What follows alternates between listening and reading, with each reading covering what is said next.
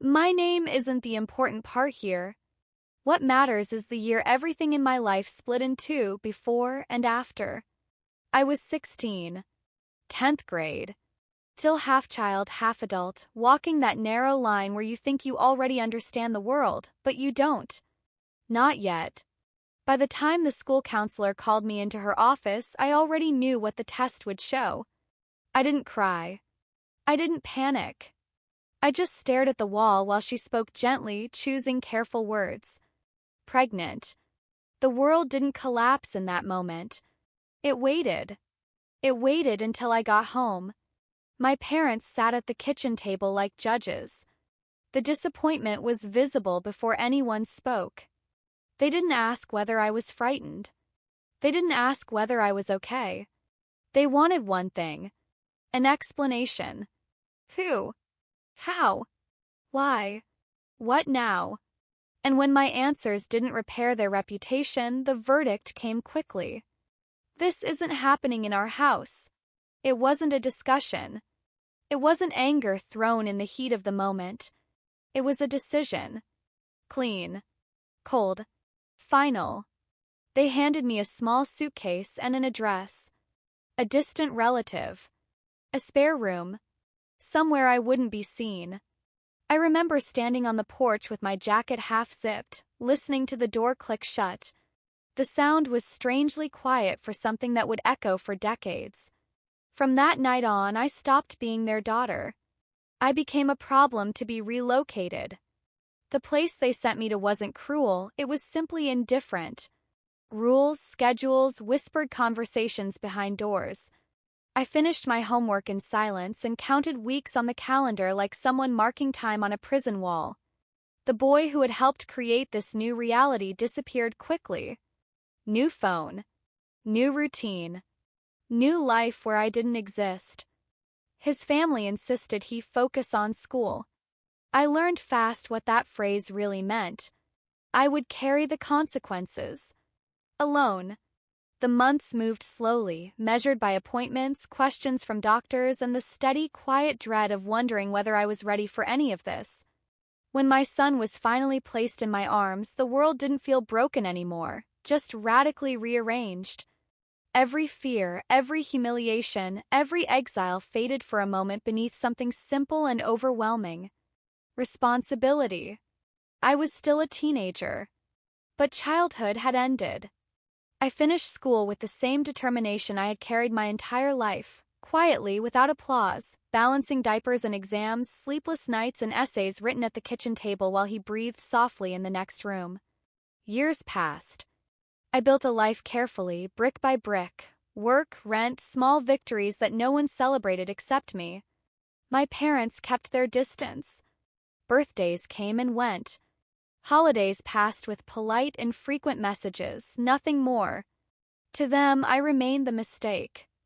To me, my son became the center point that everything revolved around. He grew, learned, laughed, asked questions about the world with a seriousness beyond his age. I watched him and wondered how anyone could look at him and feel only shame. And then, 20 years after that night on the porch, they came back. Not to apologize. Not to reconnect. Not to ask how he had grown up, what kind of person he had become. They arrived with documents. Lawyers. Careful, rehearsed voices. They wanted custody. They said they could offer him more. They said I had stolen their grandson's future. They spoke as if they had always been there, as if abandoning me at 16 had never happened. And in that moment, standing across from the two people who had once called themselves my parents, I realized. The story wasn't about a mistake made in high school. It was about what people choose to forget and what they pretend never existed. Courthouses have a particular kind of silence. Not peaceful. Not calm. Just heavy, like air that hasn't moved in years. That's where I first understood what they truly believed about me. We sat at opposite tables. My parents looked polished, composed, dressed as though we were at a formal dinner instead of sitting across from the child they'd left behind. Their lawyer spoke first, confident, smooth, rehearsed. He talked about stability. He talked about opportunity. He talked about the environment a young man deserves. All nice words. None of them had anything to do with the reality of my life. According to them, I had done my best, and now, gracefully, it was time to step aside. They described their house, their neighborhood, vacations, savings accounts, things as if love could be itemized. I listened without interrupting. Then it was my turn. I didn't raise my voice. I didn't cry. I simply told the story they had tried to erase. The winter night they closed the door behind me. The months I lived in someone else's house because I no longer had one. The nights I studied while my baby slept because no one else was going to make sure I graduated. I spoke about doctor's visits paid in small installments, about working 2 jobs so he could join school trips without feeling different, about the birthdays where the only guests were us, and still, somehow, there was laughter. And then I said the one thing they weren't prepared to hear. You didn't lose a grandson. You walked away from a daughter. The room stilled. Their expressions hardened, not with guilt, but with disbelief. As if history itself was being rude for not matching the version they preferred. They insisted I was exaggerating. They said they had supported from afar. They said I had chosen distance. Funny how memory changes when shame becomes inconvenient. The judge listened quietly, almost expressionless, then asked my son a simple question. Where do you feel at home? He didn't look confused. He didn't hesitate. He glanced at me, then answered with quiet certainty. Here. With my mom. That single sentence, calm, unforced, grounded, cut through every polished speech in the room. My parents finally understood something important. They weren't reclaiming someone who had been taken. They were trying to claim someone they had never truly shown up for. The hearing ended without drama. No shouting. No accusations. Just a verdict that reflected reality, not reputation. We walked outside afterward, the afternoon light stretching long across the pavement. My son slipped his hand into mine, the same way he had done when he was 5. Are you okay? He asked. I nodded, though the truth was more complicated. I wasn't angry anymore. I was tired. Tired of people arriving only when the work is done. Tired of being measured by the moment I stumbled instead of the years I stood back up. That night, after he went to bed, I sat at the kitchen table, the same table where I had once done homework as a scared 16-year-old, and realized something. They hadn't returned because they loved him. They had returned because losing control frightened them more than losing me ever did. And for the first time in 2 decades, I understood that what happened back then wasn't my shame to carry. It was theirs. After the hearing, my parents didn't disappear. I almost wish they had. Instead, they began a quiet campaign, not loud accusations, not open hostility, but careful conversations designed to sound reasonable. They invited my son for lunches. They called more often. They brought gifts that felt less like affection and more like leverage. They never mentioned court, not directly, but every gesture carried the same unspoken message. Life could be different if you lived with us. For a while, I tried to give them space. Part of me still wanted to believe people could change, that growing older meant growing wiser. Maybe they had finally realized what they had done. Maybe guilt had finally caught up. But change is not measured by apologies. It's measured by who shows up when things are difficult, and they still vanished whenever reality wasn't comfortable. When my son got sick with a fever one weekend, I spent 2 nights on the floor beside his bed, counting breaths and cooling his forehead. They texted once, not to ask how he was, but to reschedule a visit. Weeks later, they suggested again, gently, carefully, that their home might be better for his future. Better schools. More space. Different social circles. Always practical arguments, never emotional ones. They didn't talk about late-night talks in the kitchen. They didn't talk about the years of shared struggle. They didn't talk about knowing what scares him, what calms him, what makes him laugh when the world feels heavy. 'Cause those weren't things they had earned. They tried another tactic then, rewriting history. Slowly, subtly, they began to adjust the story when speaking to others. They told relatives they had supported me until I insisted on independence. They mentioned sacrifices that existed only in their retellings. They framed my strength as stubbornness, my survival as defiance. And people believed them.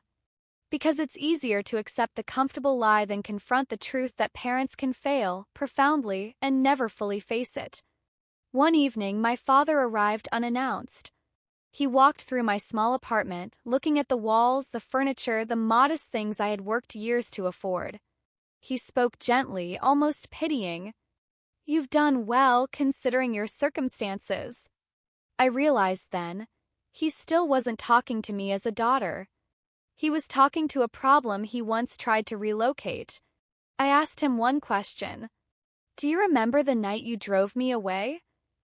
He hesitated, not because he didn't remember, but because acknowledging it meant confronting the person he had chosen to be. He exhaled and said, "We thought it was for the best." For whom, he never clarified. After he left, I sat in the quiet apartment and finally said out loud what I had never dared to voice. They don't want us. They want the story of us. A story where they are rescuers instead of witnesses to their own absence. A story where erasing the past makes them heroes in the present. But there are things memory refuses to surrender. The suitcase by the door. The long winter walk to someone else's house. The weight of being 16 and knowing you had nowhere to return to. My son grew older, more independent, more perceptive.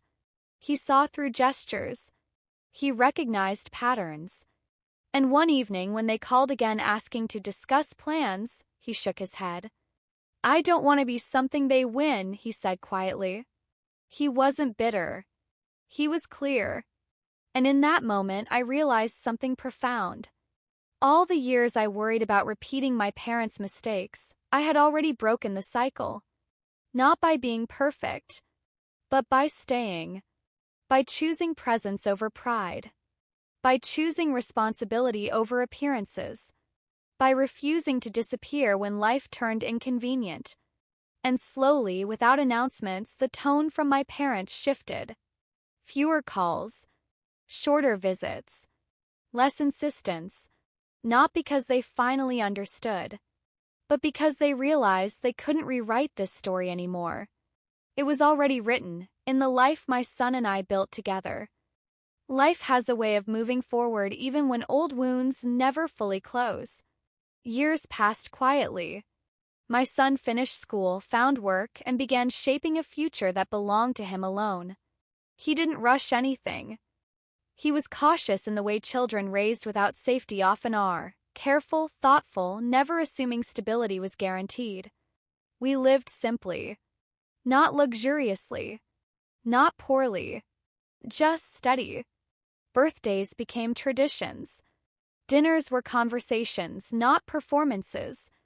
We built rituals out of ordinary evenings because neither of us had grown up with many. And then the past found its way back. Not through anger this time, but through illness. My father.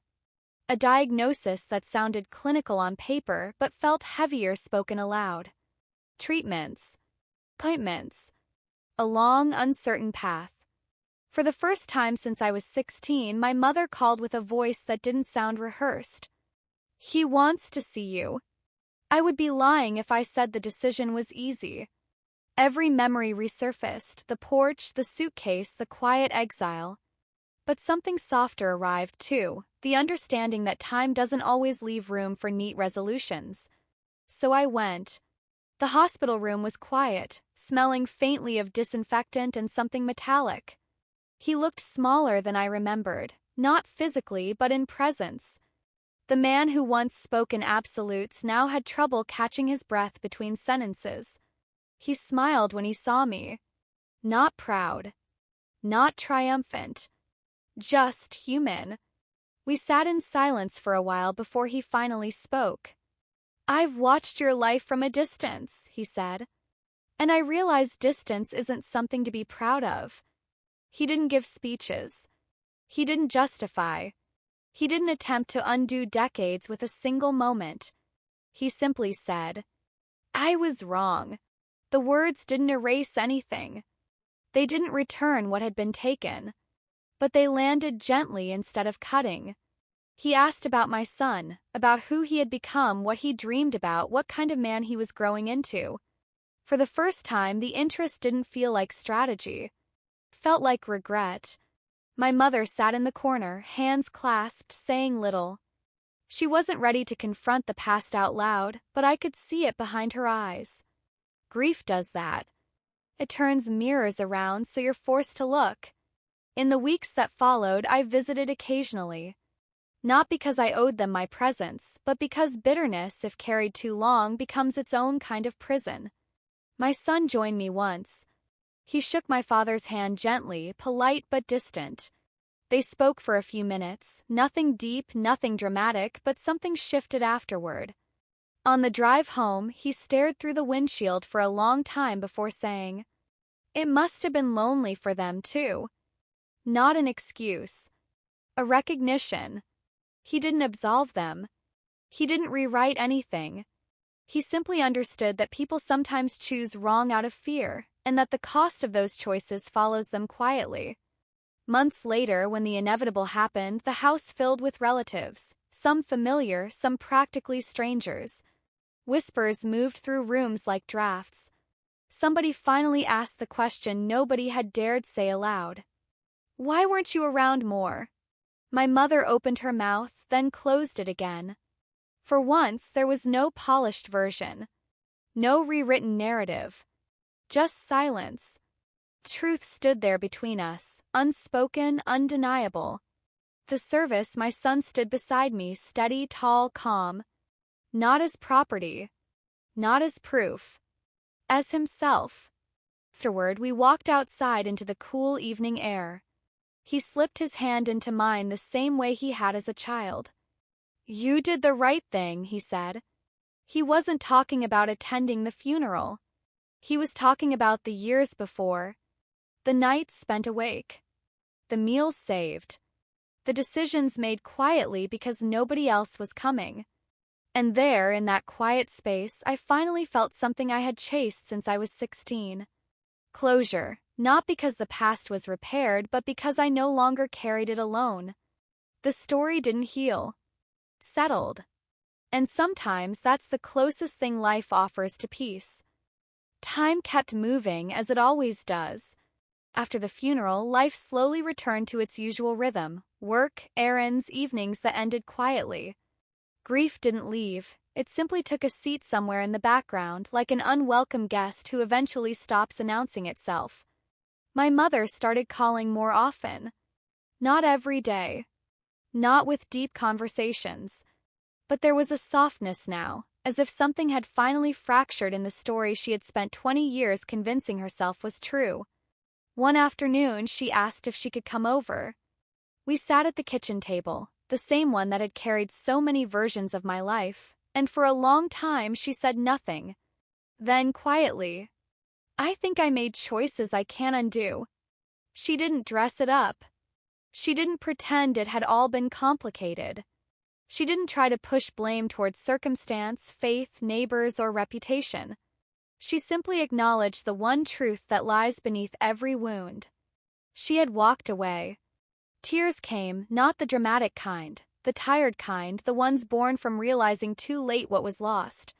She spoke about fear, about shame, about the way appearances had once mattered more than compassion. And then she said the words I had never expected to hear. "I wish I had been brave. I didn't rush to forgive.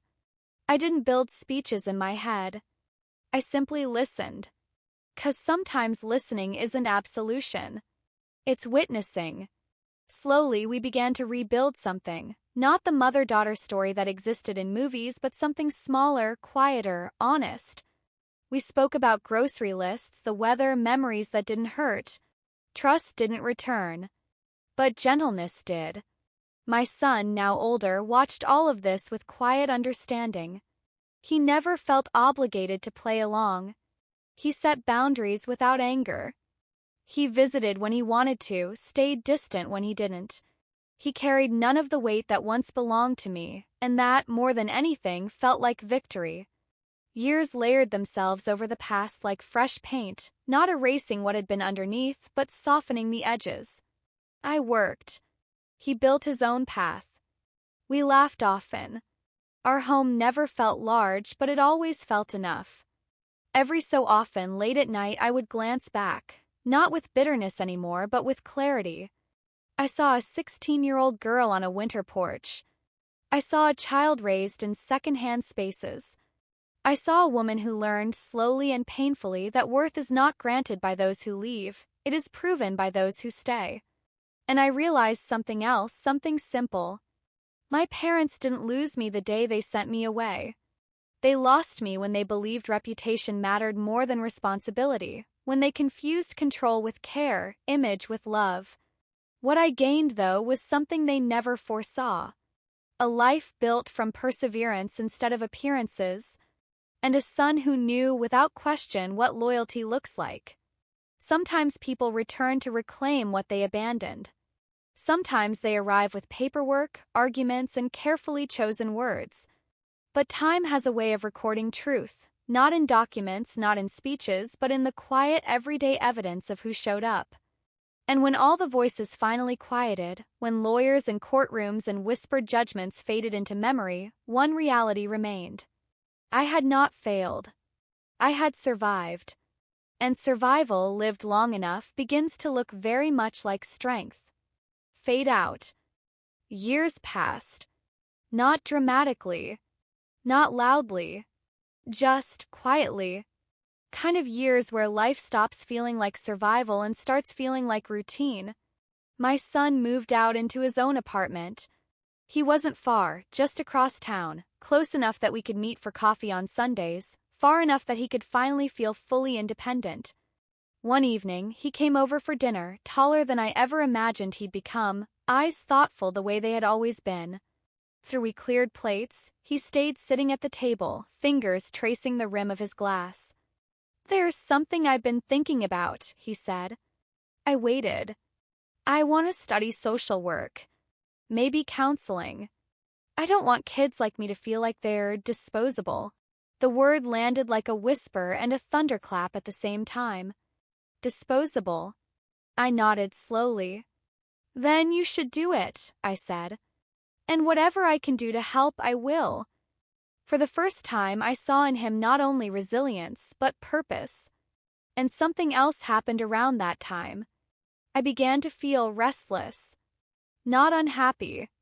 Just aware that, for 20 years, every decision I made was anchored in responsibility. Bills. Stability. Safety. There was nothing wrong with that, but I had never asked myself a simple question. What do I want now? The answer didn't arrive overnight. Came slowly, during late walks, early mornings, quiet rooms. I signed up for a class. Then another. Photography. Writing. Nothing big. Just things that reminded me I was more than the hard parts of my past. One Saturday, while sorting through old boxes, I found the letter I had written at 16, the one the counselor suggested. "Write the life you hope you survive long enough to reach." I read it again. I didn't recognize the handwriting, but I recognized the fear. And somewhere between the folded pages and the woman holding them decades later, I realized something. I had already built the life she prayed for. Not perfect. Not shiny. But safe. Quiet. Real. A new conflict. My mother's health began to fade after my father passed. Not suddenly, like sand slipping slowly from glass. Doctors. Medications. Forgetfulness creeping in small, unsettling ways.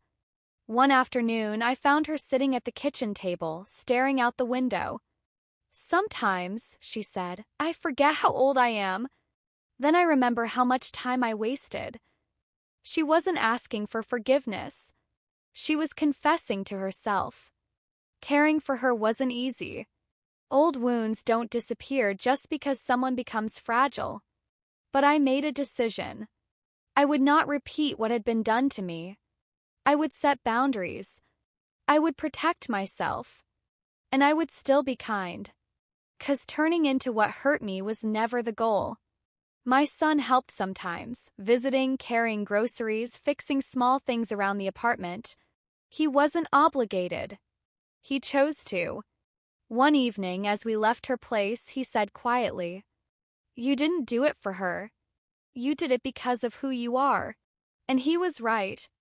That realization felt like air finally filling my lungs. Life expands. 3 years later, something unexpected happened. I fell in love.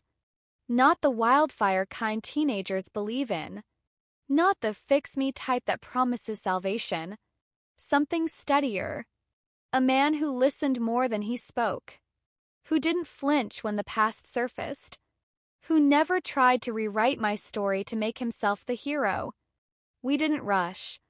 We built slowly. Coffee. Walks. Shared books.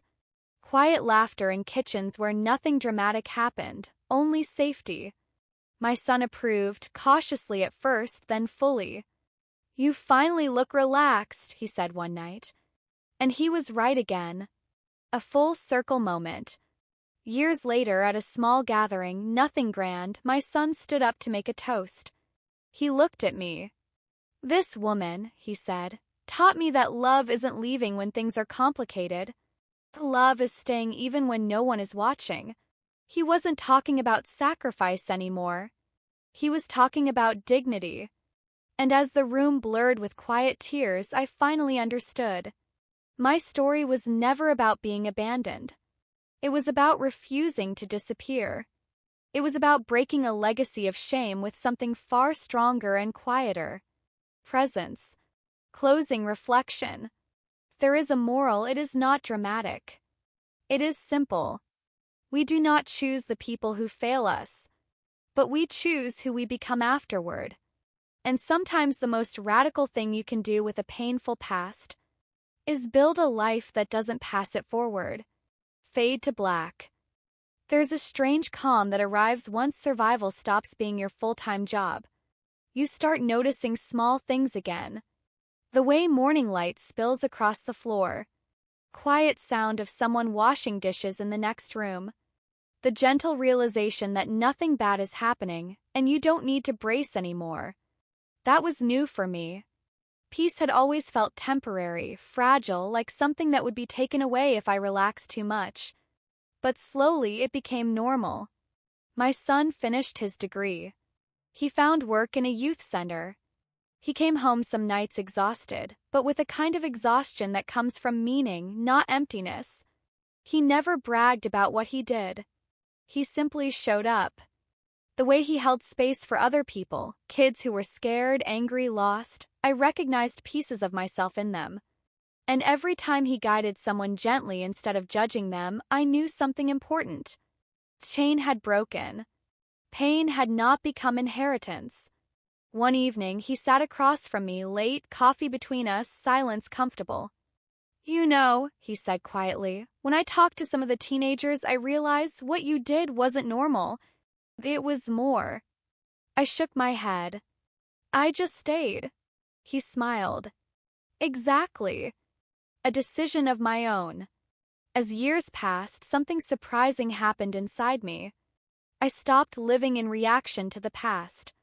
I didn't think about proving anyone wrong. I didn't carry secret anger. I didn't replay scenes like unfinished arguments. Instead, I started asking different questions. Not, "Why did this happen to me?" but, "What do I want the rest of my life to feel like?" The answer came slowly. Quiet. Warm. Steady. I wanted space to breathe. I wanted rooms with laughter. I wanted days that didn't revolve around fear. So when my partner asked gently if I would consider moving in with him, I didn't panic the way I once might have. We talked. Planned. Discussed boundaries. Finos. futures. No rushing. No pressure. Just two adults deciding together that sharing life was safer than guarding it alone. The house we moved into wasn't big, but it had light and bookshelves and a garden where nothing grew straight but everything still grew. For the first time, I brought things with me that were not memories of struggle. Plants, photos, a painting from a local market, the letter I wrote when I was 16, framed not because of pain but because of how far I had walked since then. My mother's last winter. My mother's health eventually reached a place where choices had to be made. Not dramatic ones, but practical, unglamorous decisions about caretakers, medication schedules, appointments, safety. She didn't fight reality. She didn't romanticize it. One evening when I visited, she looked at me with an honesty I wish had arrived decades earlier. "You turned out kinder than your childhood should have allowed," she said. Not an apology. An acknowledgement. She passed away quietly. No melodrama, no sudden revelations, no cinematic speeches. Just a tired woman closing a story she had never truly learned how to write differently. The funeral, a neighbor whispered to me. "She always talked about you." I nodded. But inside I understood. She had talked about the idea of me, not the girl she sent away. And somehow I had made peace with that. The letter my son gave me. On my birthday a few years later, my son handed me an envelope. No decorations. No ribbon. Just handwriting. I opened it carefully. Inside was a letter. Not long. Not poetic. Just honest. He wrote about nights I stayed awake. About lunches packed quietly. About the fact that nobody noticed, but he always did. And at the end, "You didn't save me by being perfect. You saved me by being there." I closed the letter and cried. Not the sharp tears of grief, but the soft kind, the ones made of gratitude and relief. Because the girl on the winter porch at 16 could never have imagined this moment. She didn't know this version of life existed. A quiet ending and an open future. If someone asked me now what the story is about, I wouldn't say abandonment anymore. I would say, it's about the stubbornness of love. Not loud love. Not dramatic love. But the kind that cooks dinner, works overtime, signs papers, wipes tears, sits beside hospital beds, refuses to disappear when disappearing would be easier. That kind of love rewrites bloodlines.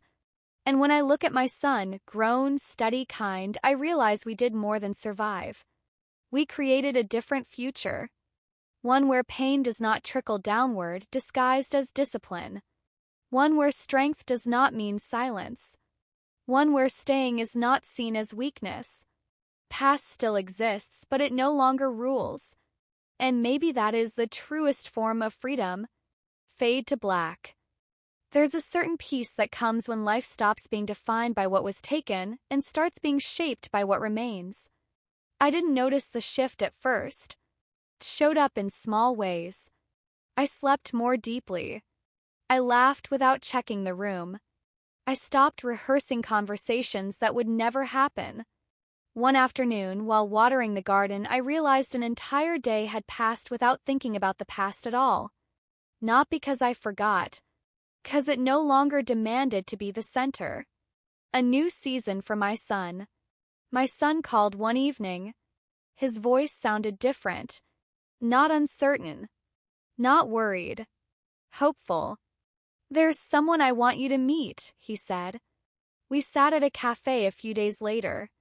He arrived with a woman by his side. Calm eyes, warm smile, hands steady in a way that spoke more about her than any introduction could.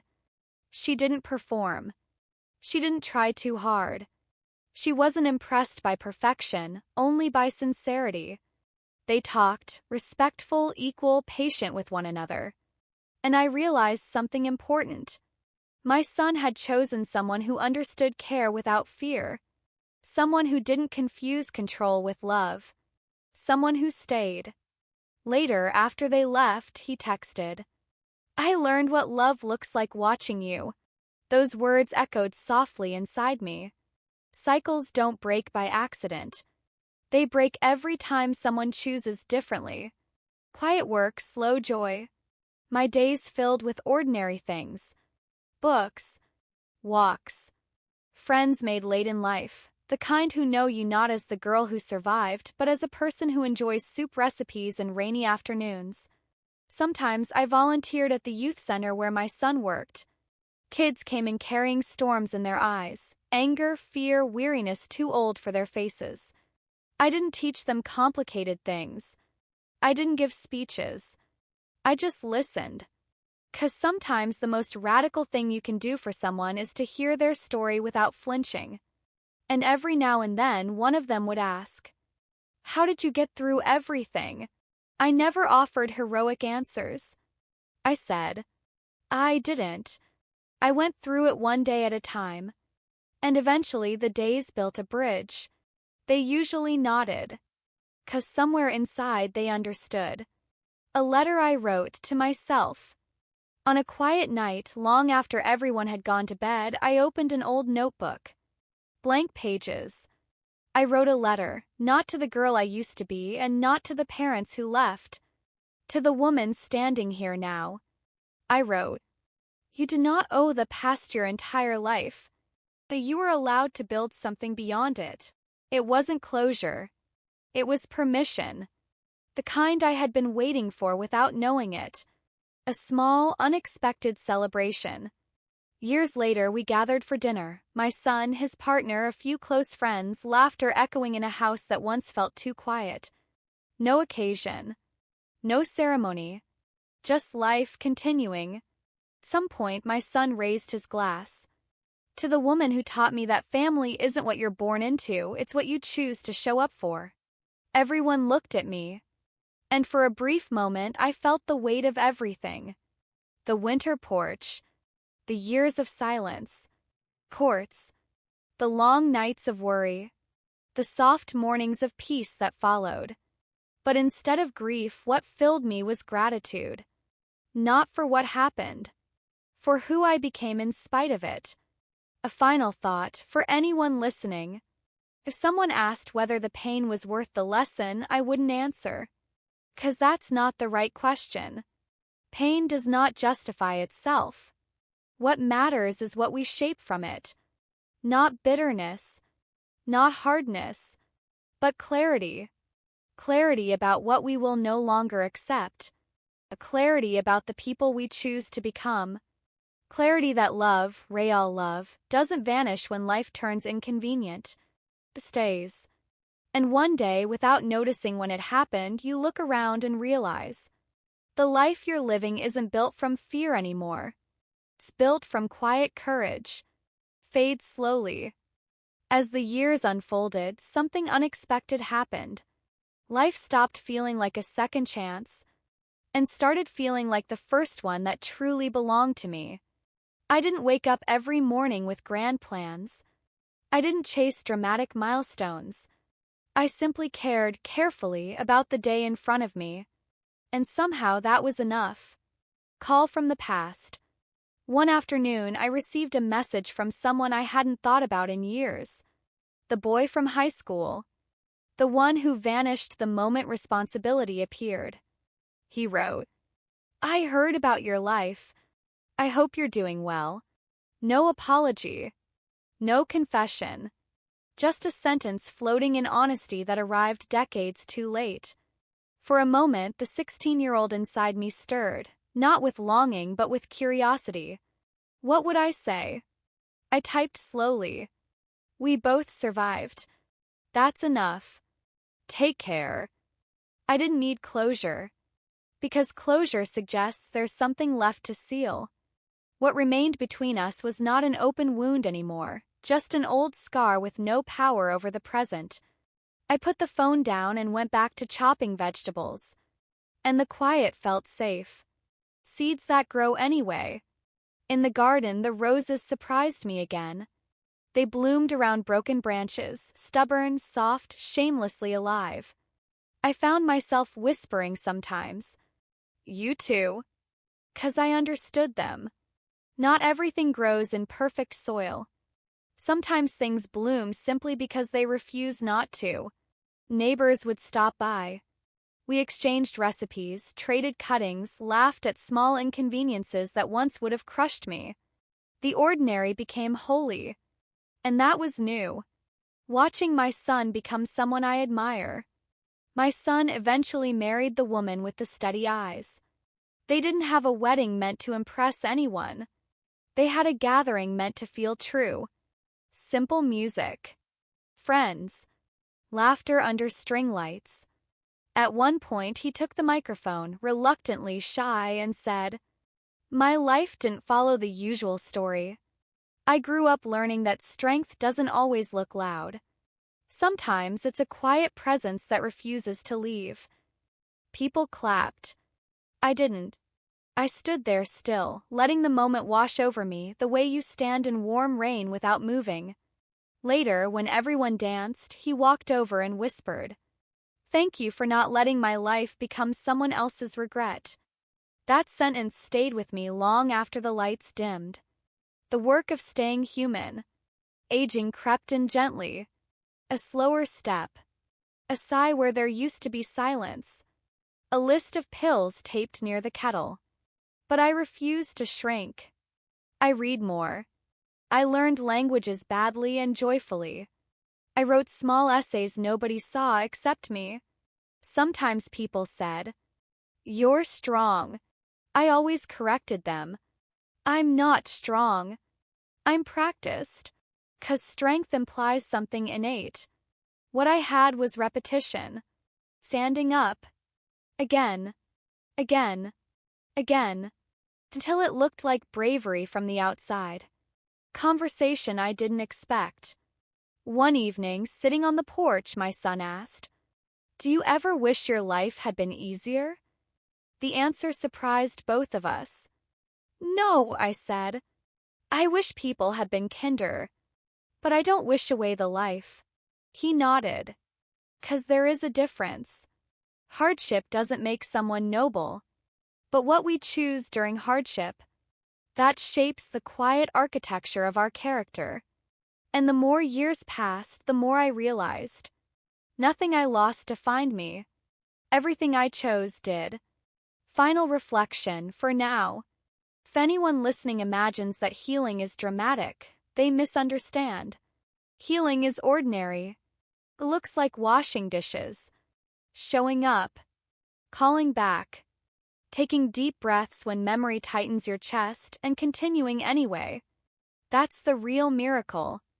Not the return of those who left, but the steady heartbeat of a life that refused to stop in their absence. Fade. Slowly. There comes a point in life when the calendar matters less than the moments. Days blur. Seasons pass. And instead of asking, "What did I achieve?" you begin asking, "What did I pay attention to?" For the first time, I noticed details I had long ignored. The way winter light softens a room. Quiet dignity in older hands. The way laughter sounds different when nobody's pretending.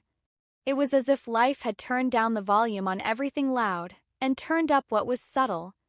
And I finally had the emotional space to listen. An invitation I didn't expect. One morning, my son called. "We're hosting something tonight," he said. "Not a party. Just come." When I arrived, the house felt warm. Not from temperature, from presence. Friends. Neighbors. People from the youth center. A small circle. No one dressed to impress. Halfway through the evening, one of the teens, now older, nearly an adult, stood awkwardly near me. "You probably don't remember," he said quietly, "but once you sat with me after everyone left. You didn't ask questions. You just stayed." I nodded, unsure what to say. He continued. "That night, I decided not to run away." He didn't dramatize it. He didn't elaborate. He just said it like a fact. And I realized something I had never allowed myself to believe. Sometimes presence holds more weight than solutions. Past visits and dreams now. The nightmares stopped years ago. Instead, memories arrive as dreams, not violent, not sharp, just scenes. The porch, the suitcase, the drive into the unknown. But the difference now? In the dream, I'm not 16 anymore. I am the woman I became, calm, steady, watching the younger version of myself with something like tenderness. I'm still here, I tell her. And she believes me. I wake up not shaken, but grateful. 'Cause memory no longer owns me. I own it. A small health scare. Age has its ways. One afternoon, I felt a tightness in my chest. A hesitation in breath. A reminder that bodies are temporary. Tests. Waiting rooms. White coats. The familiar hum of hospital air. My son sat beside me, trying not to look worried. I watched his hands. Steady. Kind. Present. And I realized, even if life ended that very day, nothing felt unfinished. Not because everything had been resolved, but because nothing meaningful had been left unsaid. The results came back. Not dangerous. Manageable. Something to watch. Something to respect. We walked outside and I laughed softly at the sky. It felt like being reminded. This is finite. Treat it carefully. Learning to receive. For many years, I only knew how to give. Food. Time. Energy. Patience. Stability. Receiving felt dangerous, like debt. But now, people brought meals when I wasn't well. They insisted on driving me home. My son fixed things I couldn't lift. And instead of saying, "I'm fine," I practiced something harder. Thank you. Allowing others to stay, not because they owed me, but because they wanted to, that was its own lesson. It meant I was no longer living in survival. I was living in belonging. Quiet legacy. One afternoon, I sorted through old photographs. Not for nostalgia. For honesty. I placed them into 3 piles. The life they imagined. The life that broke.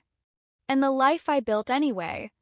Looking at them lined side by side, I noticed something for the first time. Strength was never loud in any of them. It was simply there.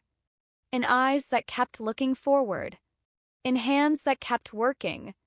In the refusal to become colder than the world that hurt me.